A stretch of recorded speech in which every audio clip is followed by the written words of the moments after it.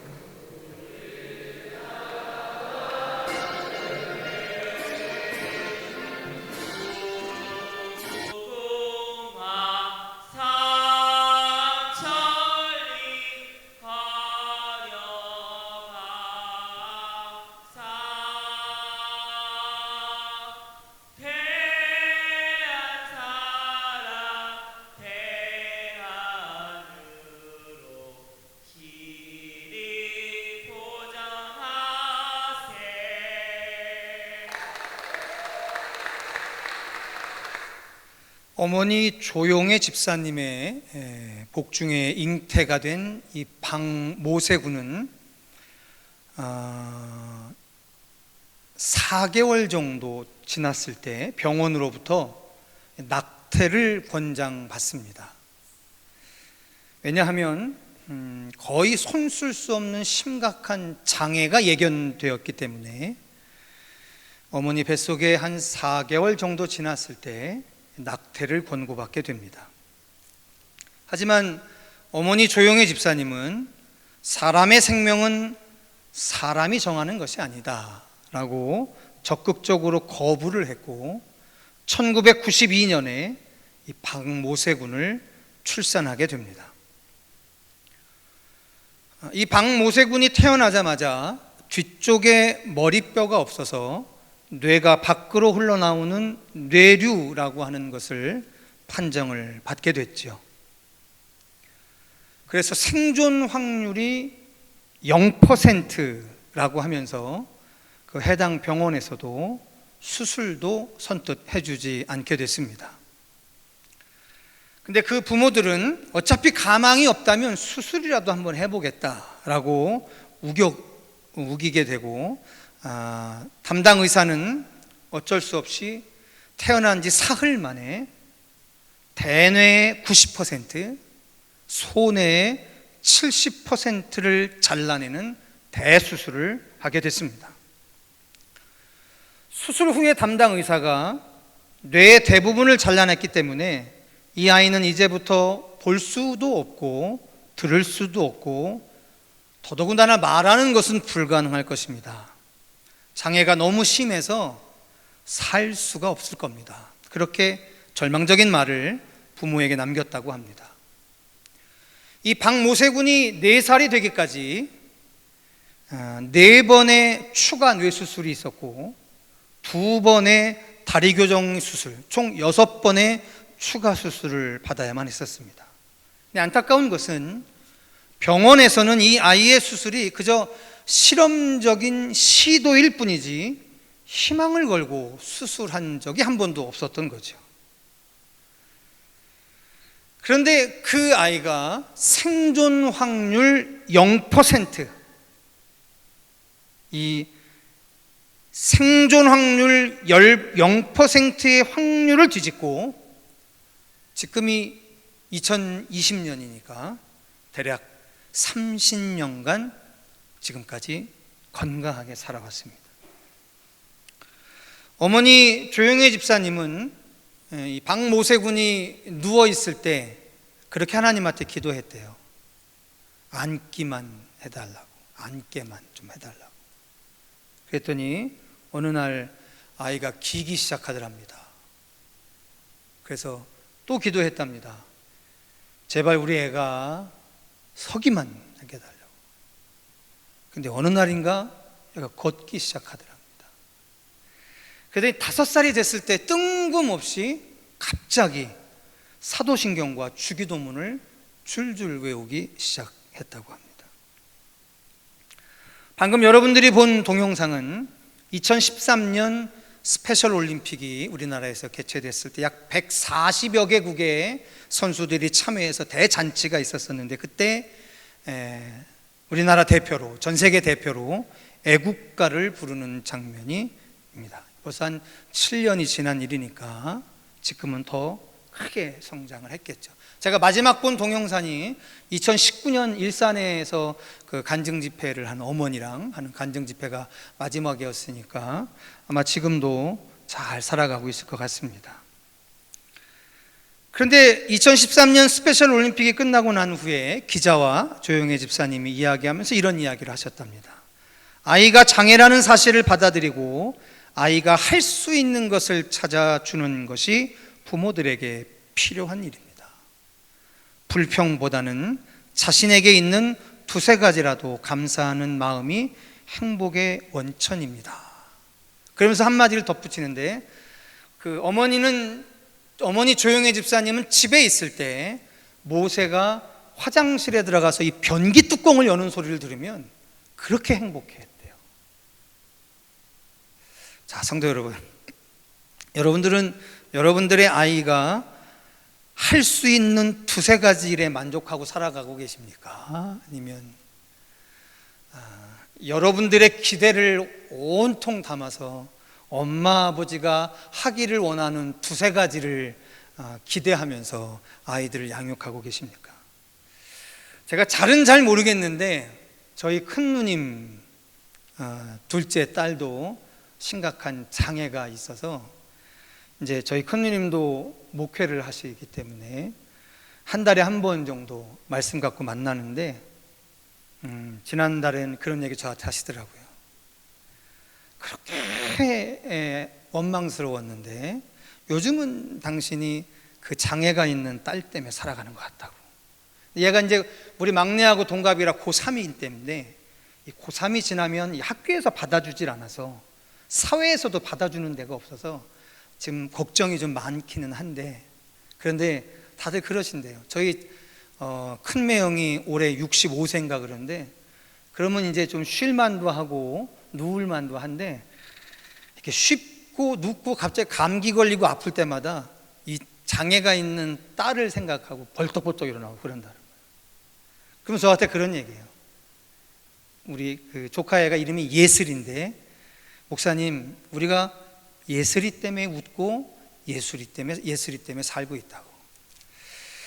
자, 성도 여러분, 확률 0%를 반전시켜서 오늘도 희망의 노래를 부르고 있는 박모세군의 이야기를 통해 저는 오늘 여러분들과 제가 함께 읽었던 참 익숙한 모세의 노래를 다시 듣고자 하는 겁니다. 이유가 있죠. 여러분, 출애굽기 15장에 나와 있는 모세의 노래, 즉 홍해를 건너고 불렀던 그 노래는 성경의 맨 끝에 요한계시록에 보면 이 노래가 우리가 불러야 할 마지막 노래라고 이야기를 하고 있거든요. 자, 한번 보실까요? 다 같이 요한계시록 15장 2절로 4절의 말씀 함께 화면을 참조하셔서 같이 크게 불러보고, 우리가 마지막 부르는 노래라고 하니까 읽어보겠습니다. 시작. 또 내가 보니 불이 섞인 유리바다 같은 것이 있고 짐승과 그의 우상과 그의 이름의 수를 이기고 벗어난 자들이 유리바닷가에 서서 하나님의 검은 고를 가지고 하나님의 종 모세의 노래 어린 양의 노래를 불러 이르되 주 하나님 곧 전능하신 이시여 하시는 일이 크고 놀라우시도다. 만국의 왕이시여 주의 길이 의롭고 참되시도다. 주여 누가 주의 이름을 두려워하지 아니하며 영화롭게 하지 아니하오리이까. 오직 주만 거룩하시니이다. 주의 의로우신 일이 나타났음에 만국이 와서 주께 경배하리이다 하더라. 이 모세의 노래. 요한계시록에 나와 있는 우리가 부를 마지막의 노래, 이것을 어린 양의 노래다라고 요한계시록이 이야기합니다. 성도 여러분, 우리의 구원이 예수 그리스도로 말미암는 거 아닙니까? 그런데 예수 그리스도가 우리에게 어린 양으로 오신 거잖아요, 그죠? 우리의 죄를 대속하시는 어린 양으로 오신 거 아닙니까?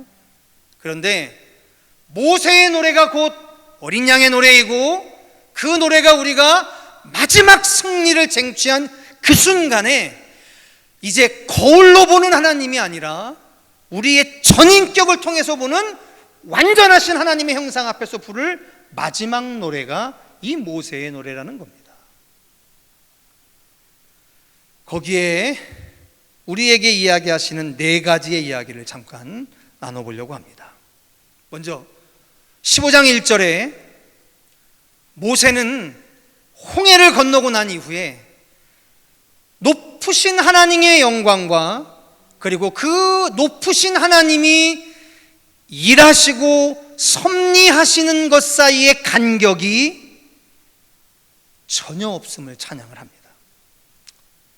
성도 여러분, 하나님은 하늘에 계시다라고들 일반적으로 생각하죠. 하나님의 영광의 크기를 생각하면 하늘의 하늘도 그 하나님의 영광을 다 담아낼 수 없지만 우리는 일반적으로 높으신 하나님의 영광이 하늘에 깃들어 있다라고들 생각을 합니다. 그런데요, 홍해의 기적을 맛봤던 모세는 이제 그 하나님이 먼 곳 저 하늘에 계신 하나님이 아니라 이렇게 고백합니다.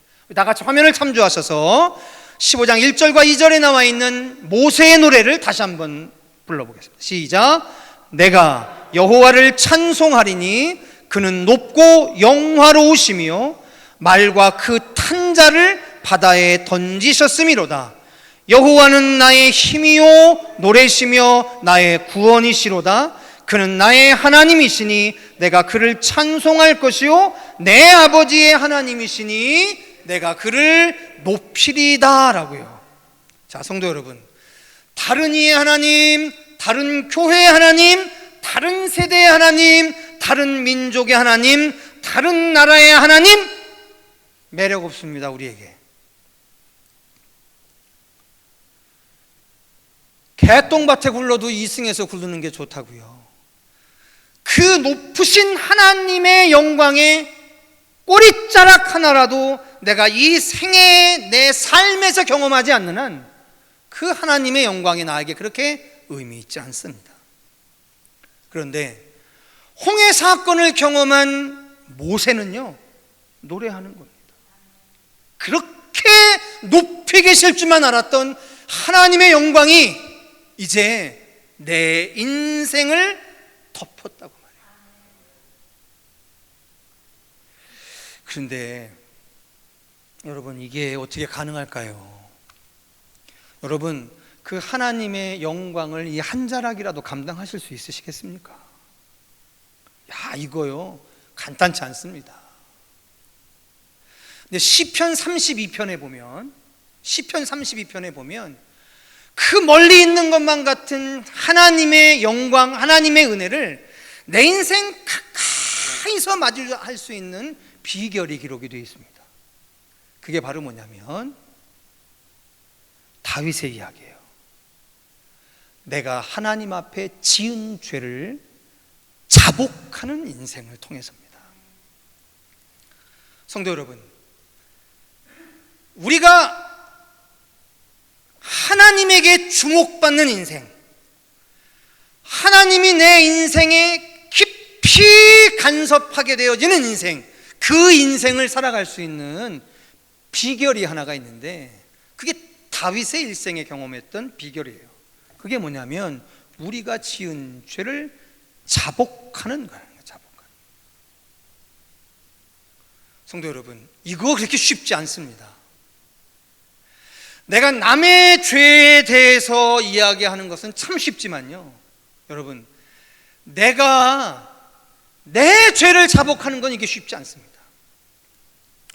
여러분, 하나님한테 구원받은 그 수많은 밋밋한 구원받은 백성들 중에서 내가 정작 주목받는 구원받은 인생으로 살아가려면 우리에게 반드시 필요한 것이 있는데, 그게 내가 지은 죄를 자복하는 거라는 거예요. 우리는 얼마 전까지만 해도요, 9월이 되면 9월이 시작되어지는 첫 주에 사무엘이 그랬던 것처럼 미스바 대금식 기도 성회를 선포하고 우리 교회는 40일 동안 릴레이 금식 기도를 했던 기억이 있습니다. 그 이유가 어디에 있냐면, 한 해를 시작하고 한 해를 마무리할 창조절이 시작되어지는 즈음에, 성도 여러분, 우리의 지나온 한 해가 하나님 앞에 온전히 열매 맺고 새로 다가올 한 해가 이전보다 훨씬 더 큰 은혜의 날을 맞이하기 위해서 우리가 가장 먼저 해야 할 일이 자복하는 일, 우리의 죄를 자복하는 일이라고 생각하고 우리 교회는 그렇게 했었습니다. 지금 코로나19라고 하는 참 어려운 현실에서 이 일들을 재현하는 것이 참 어렵지만, 여러분, 영적인 섭리는 변하지 않습니다.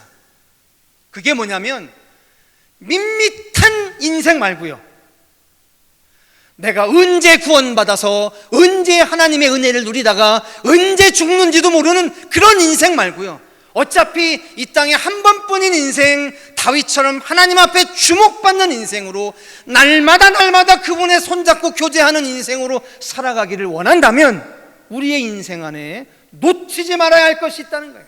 그게 뭐냐면 남이 뭘 하든 남이 어떻든 그거 상관하지 말고요, 내가 오늘 하나님 앞에 지은 죄를 자복하는 인생, 그것을 절대로 잊지 마셔야 합니다.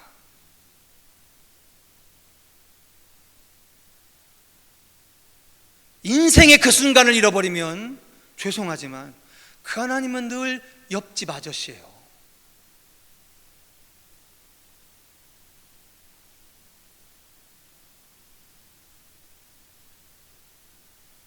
자복하는 게 그렇게 중요합니다.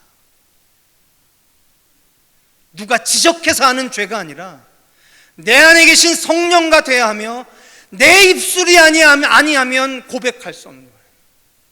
와, 신비하더만요. 얼마 전에 우리 집에서 있었던 일입니다. 우리 애가 이제 대학을 졸업하고 지가 하고 싶은 일에 전념을 하다 보니까 뭐 여기도 가고 저기도 가야 되니까 뭐가 필요했나 보죠. 그런데 뭐 우리 집안의 가훈이 알아서 잘 살아남으면 된다 이런 거니까 하나님 믿고, 그런데 어느 날인가 갑자기 제 아들이 뭐라고 한 가지 청을 하는 거예요. 근데 여러분, 아버지 엄마들은 아시잖아요. 굳이 자식이 이야기 안 해도요. 그런데 내 자식이 입술을 열어서 아빠 이게 필요한데요, 뭘 하려다 보니까. 근데 제가 지금 능력은 안 되고 능력이 될 때까지 기다리려니 좀 시간이 더 걸릴 것 같고, 그래서 아빠 좀 도와주실 수 없으시겠습니까? 그렇게 부탁하는 거예요. 그래서 제가 도와줄 능력은 없고, 그래 어쨌든 네가 나한테 정식으로 요청했으니까 기도해보자. 그랬더니 걔가 필요한 것들에 대해서 제가 아닌 주변의 사람들이 쭉 들어주는 거예요. 그래서 자가용도 생겼어요. 야, 너는 실업자가 무슨 자가용이냐 그랬더니, 근데 그게 누가 이렇게 해갖고서 이렇게 해서 자가용이 생겼어요. 내가 그때 정말 무릎을 치며 생각했습니다. 예, 말 안 해도 다 알지요. 하나님은 우리 아버지시니까. 그런데요, 여러분, 이게 부모 자식 간의 관계에서요, 자식이 입을 열어서 자기의 필요를 부탁하잖아요. 와, 다르더만요.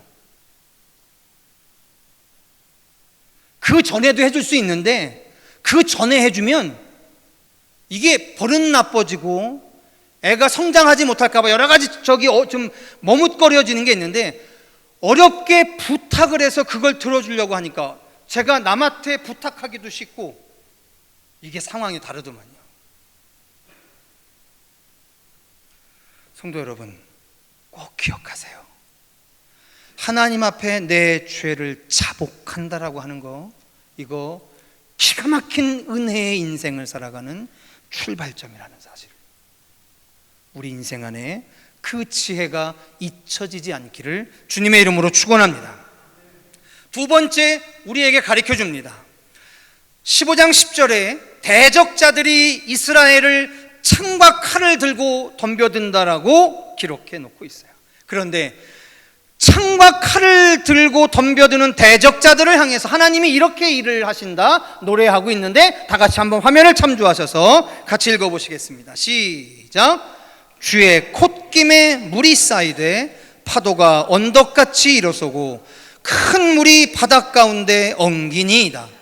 원수가 말하기를 내가 뒤쫓아 따라잡아 탈취물을 나누리라. 내가 그들로 말미암아 내 욕망을 채우리라. 내가 내 칼을 빼리니 내 손이 그들을 멸하리라 하였으나 주께서 바람을 일으키심에 바다가 그들을 덮으니 그들이 거센 물에 납같이 잠겼나이다 라고 노래합니다.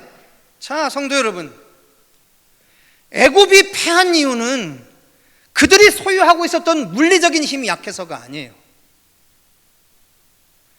애굽이 도망가고 있는 이스라엘에게 패배한 이유는 손에 쥐고 있는 칼과 창이 짧아서가 아니라니까요. 이유는 뭐냐면, 하나님의 약속의 때가 되면, 하나님의 약속의 때가 되면 사람 사이에 있는 이 불균형들을 채워내는 하나님의 은혜의 섭리가 있다는 거예요. 정신 똑바로 차리고 들으셔야 합니다. 여러분, 이거 잘못 들으시면, 그러면 믿는 사람들은 늘 이렇게 바보같이 살다가 그냥 위기에 닥쳤을 때 하나님의 은혜만 바라보는 그런 인생을 살아야 한다는 걸 우리에게 이야기하시는 겁니까? 그 얘기가 아니고요. 하나님의 언약의 때가 되면 드디어 자기 백성을 430년간의 종살이를 끝내고 젖과 꿀이 흐르는 가나안 땅으로 보내야 할 약속의 때가 되면요, 인간 사이에 있는 이 물리적인 힘의 격차를 단순간에 뛰어넘는 하나님의 은혜가 간섭되어지기 시작한다는 것을 이야기 드리는 거예요. 그걸 거부하는 이들이 있어요. 그걸 무시하는 인생들이 있어요. 여러분, 그래서 제가 여러분들한테 항상 말씀드리는 겁니다. 여러분, 여러분의 인생에서 날마다 점검해야 할 게 뭐냐면, 지금 내가 가는 길이 하나님이 내 인생을 통하여 성취하기를 원하시는 인생인지를 점검하셔야 하는 이유가 뭐냐면, 그것이 점검되지 아니하면 여러분들은 세상과 여러분들 사이에 있는 이 물리적인 힘의 불균형을 늘 애씀으로, 수고로, 사람들과의 연합으로 이것을 가지고 메꾸려고 해요. 그러다가 지는 겁니다. 그러다 패배하는 거예요.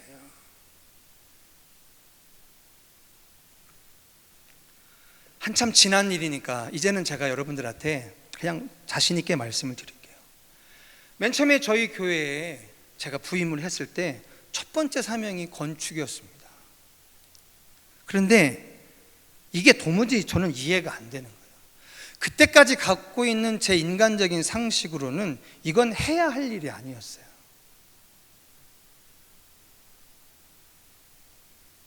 우리가 해야 할 일에 10분의 1도 가지지 않고 성도들에게 할 수 있다, 같이 합시다 이렇게 이야기한다는 게 이게 보통 양심에 어긋나는 일이 아닐 수 없었습니다. 그래서 하나님한테 기도했어요. 근데 하나님한테 기도해봐야 뭐 그렇게 영양가 있는 답변이 안 돌아왔어요. 뭐 그래도 어쩔 수 없었습니다. 할 수 있는 게 없어서. 한참이 지나고서 어느 날인가 저한테 문득 그러시는 거예요. 너 여기 오고 싶어서 왔냐? 그거는 좀 아닌 것 같습니다.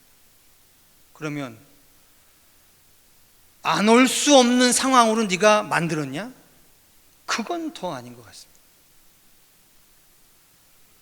네가 건축하는 거냐? 그건 더더욱 아니죠. 그럼 건축을 할 수밖에 없는 상황을 네가 만들었냐? 그거는 결단코 아닙니다. 그랬더니 제 마음 안에 그런 감동을 주세요. 그런데 왜 네가 그렇게 난리냐고, 사느니 죽느니.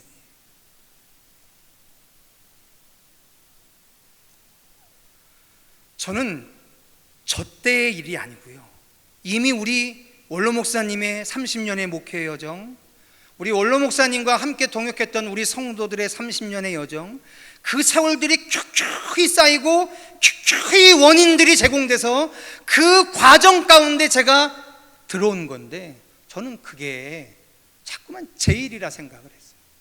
그래서 제가 가지고 있는 무언가를 자꾸만 헤아리려고 했어요.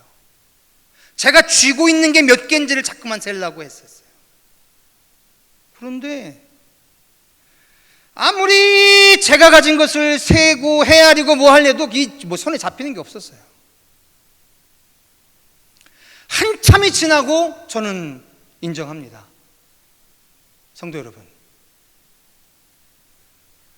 우리가 이 건물을 지을 첫 기공 예배 때 저는 그 말씀 했었어요. 하나님으로부터 비롯된 일이라 우리 믿습니다. 그래서 하나님이 하실 거라 믿습니다. 그 나머지는 우리가 할 수 있는 게 없었어요. 성도 여러분, 불가능의 여건을 핑계 삼아서 하나님과 하나님의 백성이 진행해야 할 그 성취의 길을 방해하는 자로 살아가서는 안 됩니다. 또한 하나님의 백성이 진행해야 할 그 성취의 일을 방해하는 참 커 보이는 세상에 마음이 녹아서도 안 됩니다. 그죠? 이게 우리가 걸어가야 할 길이라 한다면 여러분, 하나님의 편에 서서 그 홍해를 건너가셔야 해요. 그랬더니 모세가 알게 된 세 번째의 이야기를 다음과 같이 노래하는데, 우리 다시 화면을 참조해서 같이 읽겠습니다. 시작. 여러 나라가 듣고 떨며 블레셋 주민이 두려움에 잡히며 에돔 두령들이 놀라고 모압 영웅이 떨림에 잡히며 가나안 주민이 다 낙담하나이다.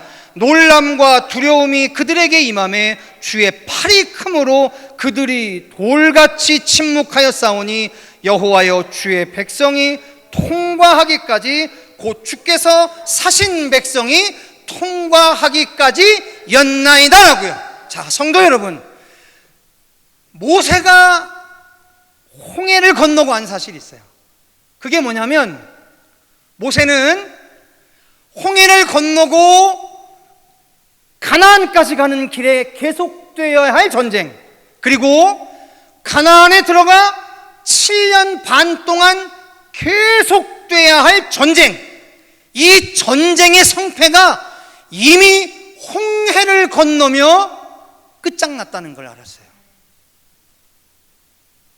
우리는 앞으로 진행돼야 할 수도 없는 전투에 이미 마음이 녹아지지만, 홍해를 딱 건너고 났더니 비로소 알게 된 사실이 뭐냐면, 앞으로 우리가 싸워야 할 모든 전쟁을 이미 하나님이 이겨놓으셨다라고 하는 사실을 알았어요. 그러면 이제부터의 날들은 뭐냐? 하나님이 싸워서 이미 이겨놓은 그 전리품들을 믿음으로 획득해 나가는 과정만이 우리에게 남겨진 시간이라는 것을 비로소 알게 된 거죠. 기억나시나요? 예수님께서 요한복음 16장에 제자들에게 얘기합니다. 너희들이 세상에서 고난받지, 너희들이 세상에서 어려움을 당하지, 예수 믿는다는 이름으로, 예수 때문에 하나님의 영광을 나타내야 하는 인생이라 수도 없이 손가락질 당하고 아프겠지. 너희들이 대적해야 할 너무나도 많은 사람들 때문에 마음이 녹아났겠지. 그런데 예수께서 이야기하십니다. 담대하라, 내가 세상을 이기었노라라고요.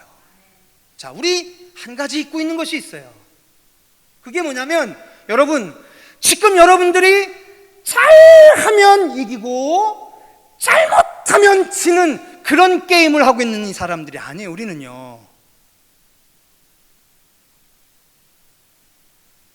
우리 인생 앞에 놓여있는 모든 싸움은 우리에게 이미 획득되어지기로 허락되어진 전리품을 수거하는 세월이에요. 모세의 노래에서 모세가 이야기한 3,500년 전의 이야기입니다.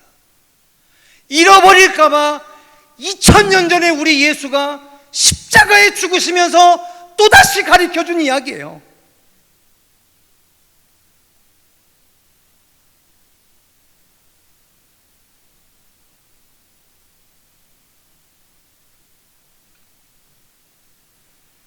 이 정도 오면 마지막 한 가지를 노래해야죠.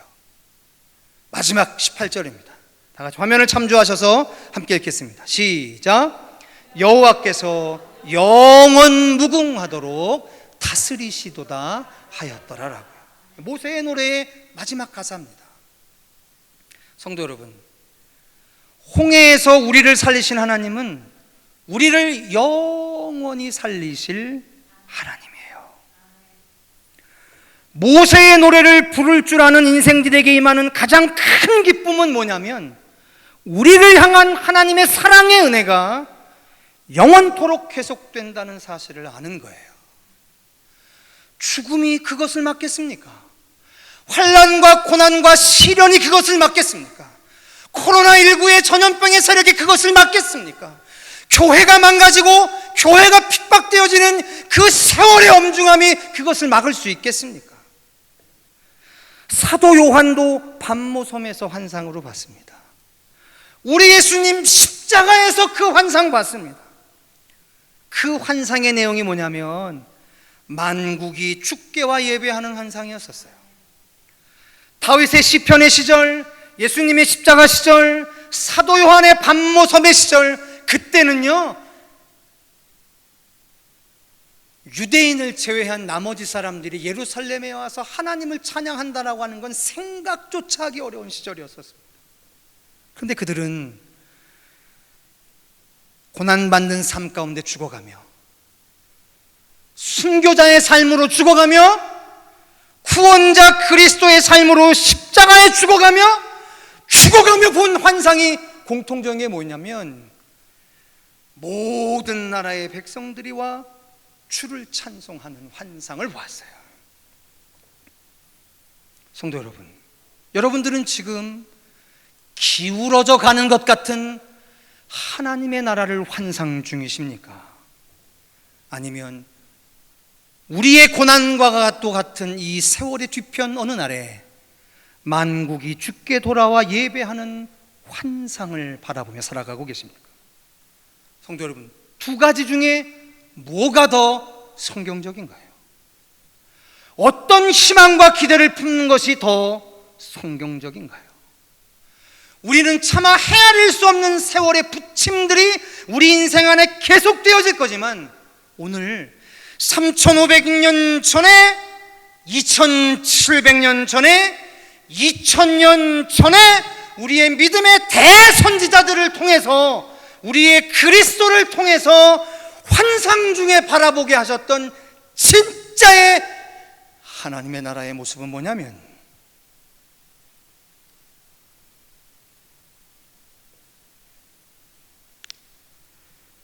하나님의 편에 서서 홍해를 건너가는 인생들, 그들이 맞이하게 될 하나님의 영원한 동행입니다. 죽음이 그것을 막겠습니까? 죽음이 그것을 단절시키겠습니까? 죽음도 단절시킬 수 없는데 그까짓 돈이요, 그까짓 지식이요, 그까짓 직장이요, 그까짓 전염병이요, 그것이 하나님이 우리를 사랑한 영원한 사랑을 막을 수 있겠느냐는 거예요. 아닐 겁니다. 그럴 수 없을 겁니다. 부디 당부드리고 싶습니다. 오늘 이 예배 후에 살아가실 한 주간의 삶, 그리고 언제일지까지는 모르겠지만 여러분들이 이 땅에서 살아갈 삶, 그 모든 삶의 순간순간마다요, 모세의 노래를 기억하십시오. 이 모세의 노래가 여러분의 인생에 유행가 신나는 노래, 이 노래가 되기를 바랍니다. 그 거룩한 은혜가 여러분 안에 충만하시기를 주님의 이름으로 축원합니다. 기도하시겠습니다. 사랑하는 주님, 내가 부를 영원한 노래가 있습니다. 0%의 성공 확률을 뒤집어 100%의 성공의 현실로 뒤바꾸실 유일하시니 야훼 하나님을, 오직 우리 구주 예수 그리스도의 십자가로 말미암는 은혜의 수단을 따라 우리 인생 안에 끝내 성취되게 하여 주시옵소서. 그리스도 예수의 이름으로 간절히 기도하였사옵나이다. 아멘. 이 시간 찬송가 51장 찬송하시면서 준비한 예물 하나님 앞에 올리시겠습니다.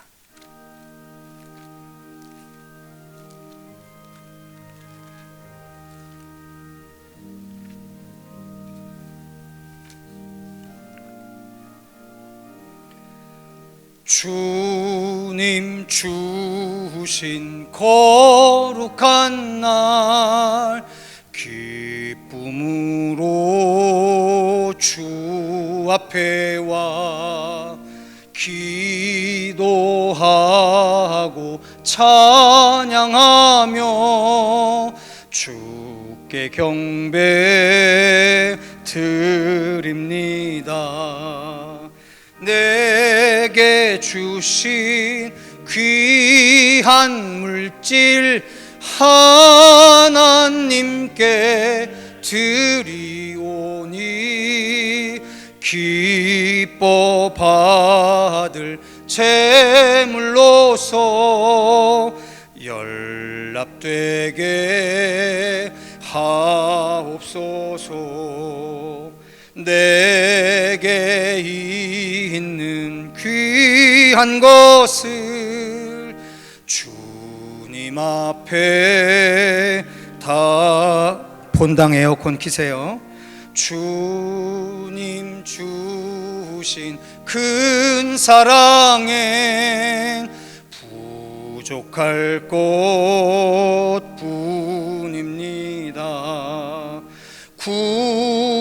구원하신 나의 주님 크신 은혜,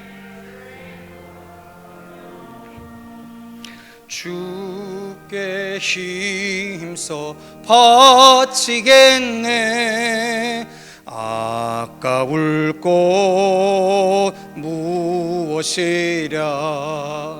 내가 받은 모든 것은 하나님의 선물이니 마음과 받듯 하여서 겸손하게 드립니다. 주님 기뻐 받으시니 바치는 나 즐겁도다. 복의 근원 하나님께 영원토록 감사하리. 아멘. 기도하겠습니다. 사랑하는 주님, 감사합니다. 오늘도 우리는 우리를 부르신 하나님의 유일한 마음, 꾸어줄지언정 꾸임당하지 아니하고 머리 될지언정 꼴이 되지 않게 하시는 하나님의 거룩한 축복의 언약이 여전히 생생히 샘솟는 인생임을 믿습니다. 세상의 가난과 궁핍의 권세가 우는 사자처럼 우리를 집어삼키려 달려들지만 오늘 우리는 그 영원하신 언약을 붙잡고 하나님의 거룩한 은혜의 보좌에서 예배하였사오니 우리의 전생애가 아니 천대에 이르는 가문에까지 이 거룩한 언약이 성취되어지게 하여 주시옵소서. 특별히 하나님 앞에 영상으로 예배하며 온라인으로 물질 드리는 사랑하는 우리 성도들의 그 귀한 헌신에도 복 주시고 복 주시고 복 주셔서 특별한 세월에 이 난국들을 헤쳐나가는 하나님의 지혜로운 자들로 갑절의 복을 누리기에 부족함이 없도록 은총 베풀어 주시옵소서. 그리스도 예수의 이름으로 간절히 축복하고 기도하였사옵나이다. 아멘. 할렐루야. 맞습니다. 교회 소식 잠깐 전하겠습니다. 방역 수칙에 대한 추가적인 안내 내용을 좀 말씀드리겠습니다.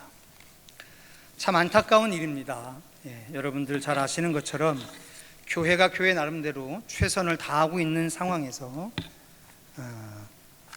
당하고 있는 세월이라 여러분 마음도 불편하시고 어려우실 수 있을 것 같습니다.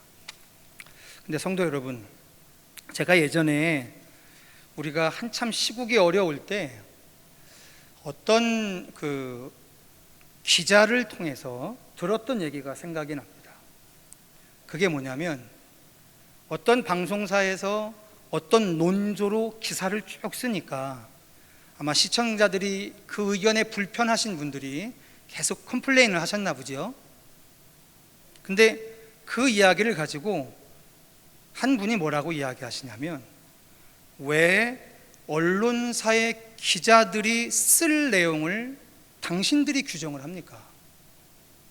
우리는 우리가 쓸 것을 쓸 테니까 그거에 관여하지 마십시오. 그런 얘기를 했어요. 저는 옳고 그름에 대해서 판단하고 싶은 자리는 아닙니다. 성도 여러분, 우리는 잘 지켜냈지만 몇몇 교회에서 안타까운 일이 발생을 했어요. 그리고 그 몇몇 교회의 안타까운 일들이 지금 한국 교회 전체의 일이 되어버렸습니다. 성도 여러분, 언론은 언론이 하고 싶은 이야기를 하도록 내버려 두시고요, 우리는 남들보다 더 큰 책임감을 가지고 이 특별한 시대를 잘 대처해 나갔으면 좋겠습니다. 굳이 우리는 아니다, 우린 잘했다, 우습잖아요. 우리 선배들 다 그러고 사셨는데요, 이 시대에 우리는 많이 배우긴 했는데 억울한 소리를 너무 못 듣는 것 같아요. 근데 십자가의 기본 정신이 그거 아닙니까?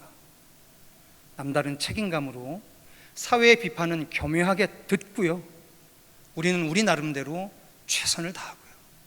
이 시국이 다 끝나고 난 후에 또 세상에 지성들이 있으면 그들이 이해해 줄 때가 오겠죠. 여러분, 우리 안에 방역수칙에 대해서 철저히 준수해 주시고요, 특별히 담임 목사로서 우리 성도들에게 좀 용서를 구하는 것은, 오늘부터 이게 1층에 우리 성도들이 주일날 하루 오셔서 드시는 이 커피 같은 것들을 다 1차적으로 이렇게 좀 치워놨습니다. 그것마저도 이렇게 못하게 하는 걸 결정하는데 제 마음이 좀 편하진 않았는데, 우리 성도들께서 좀 이해해 주시고요. 마스크를 꼭 코 위까지 잘 착용하시고, 교회에서는 가급적 아주 필수 불가결한 것을 제외하고는 교제하지 마시고 자택으로 좀 돌아가 주시면 감사하겠습니다. 그래서 이 모든 일들이 이제 진행이 되기 때문에 다시 재개됐던 중보기도부의 기도 모임도 중지되고, 비슷한 내용의 소그룹 모임도 일체 중지를 하겠습니다. 상황을 봐서요, 오늘 아직까지 제가 그 중대본의 그 발표를 못 듣고 내려와서 오늘은 몇 명이 확진자가 나왔는지를 정확하게 모르겠는데요, 만약에 어떻게 진행되느냐에 따라서 주중의 예배, 또 새벽 기도회 254명이요? 279명이요? 네. 어제보다 한 120명이 더 늘은 것 같으네요. 벌써 이게 대규모 확진 사태가 어쨌든 벌어지고 있는 상황이기 때문에 우리 성도들께서 잘 유념해 주시고 잘 대처해 주시면 감사하겠습니다.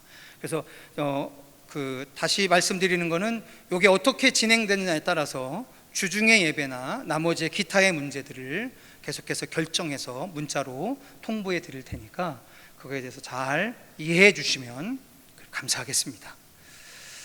더불어 오늘 예배 후에 나가실 때 우리 소천하신 김호복 집사님의 아들 되시는 우리 양경섭 안수 집사님과 며느님 되시는 우리 이현주 권사님의 가정에서 떡과 음료로 이렇게 섬겨주십니다. 여러분 좀 서운하시겠지만 한 개씩 꼭 받아가 주셔서요, 돌아가시면서 작은 끼니라도 이렇게 좀 때우실 수 있도록 그렇게 하셨으면 좋겠습니다. 고맙습니다. 자, 우리 옆에 있는 분들과 눈을 한번 마주치고 또 일주일에 한번 보실 건데 인사하겠습니다. 하나님이 당신을 사랑하십니다.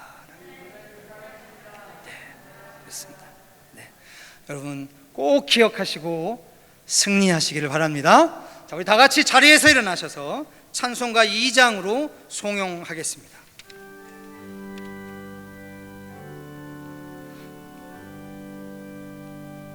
찬양 성부 성자 성령 성삼위일체께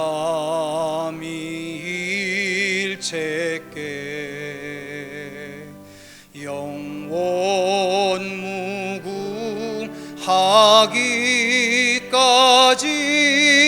영광을 돌리세 영광을 돌리세.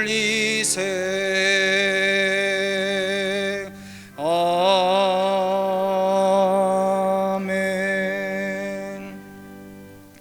지금은 우리 구주 예수 그리스도의 은혜와 하나님 아버지의 그 무한하신 사랑과 성령님의 교통 감화 그리고 그 충만하심이 우리가 부를 그 영원한 노래를 기억하며 오늘도 맡겨진 사명의 자리로 믿음의 발걸음으로 내어딛는 사랑하는 우리 청계열린 교회 2부의 예배자 그 한 사람 한 사람 머리 위와 그리고 세상에 흩어져 온라인으로 함께 예배의 공동체에 참여하는 흩어진 우리 성도들과 그리고 침상 위에서 하염없는 눈물로 베데스다의 거룩한 하나님의 임재하실 은혜만을 소망 중에 예배한 사랑하는 우리 성도들 그 침상 위에까지 이제로부터 영원토록 함께하여 주시기를